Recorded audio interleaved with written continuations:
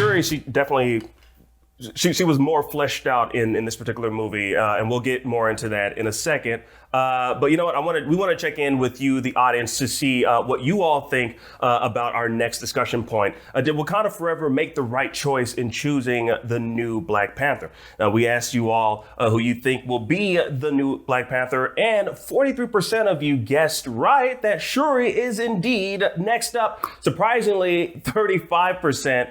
We're hoping for M'Baku. Now, what do we think about this? That is very, very wishful. I'm an M'Baku stan harder than anybody. I think it would probably be a stretch of the imagination to believe he would be the new Black Panther. Especially when they showed like that clip in the trailer of the Black Panther in the suit. It's like, that is far too tiny to be M'Baku. No, we were talking about this before we started the stream, that maybe the image was just stretched out. Yeah, you never know. It could have been M'Baku. Marvel visual effects artist put the time in. But M'Baku did, I'm sure we'll talk about later, but he did get like a big step up in this movie. So, yes. I mean, there's something. We'll get to M'Baku. Yeah. But like, Shuri is the new Black Panther. Yeah. That is and it's the logical choice. It couldn't have been any other character, right? Right. There's a precedent in the comics for Shuri becoming the next Black Panther. And from the second this movie starts, it starts on her. This is her story. Of course, she's going to become the Black Panther. Yeah, that's why I kind of thought she might not be, whereas like every other sign points to her. Like you were saying, there's a precedent in the comics for it. She was extremely prominent in all the marketing. Mm-hmm.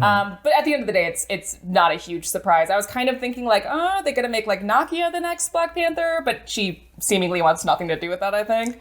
And there is that moment there where she's on the stage, Shuri has finally synthesized the heart-shaped herb, and the camera kind of pans over to Nakia as if like, no way. I kind of thought just for a moment, like, are they going to pull a fast one and have it be Nakia?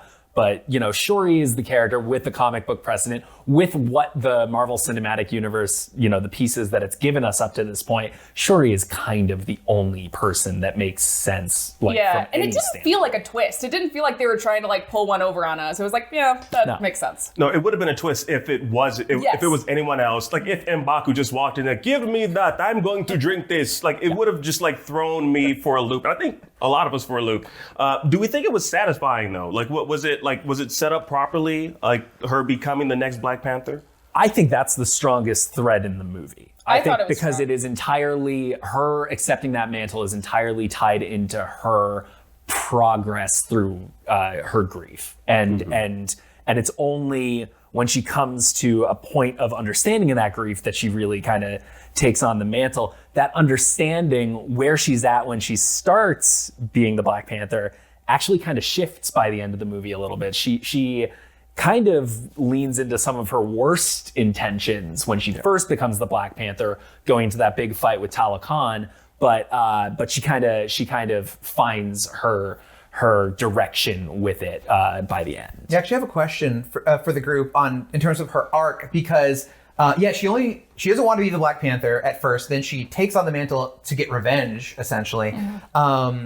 But before that, she has like this anger in her, and it was very odd for me. It was sort of like weird for me to watch this character who was the comedic relief, like the genius comedic relief in the first movie, who's now the central figure of a very much more serious and dramatic film. And I understand that losing someone like changes you and has a big impact on you. But when she says to her mother, if I think of my brother too much, like I'm going to want to, watch the world burn, like everyone in it. I thought, whoa, that is a dark place for her to go I don't think I understood how she got to that point.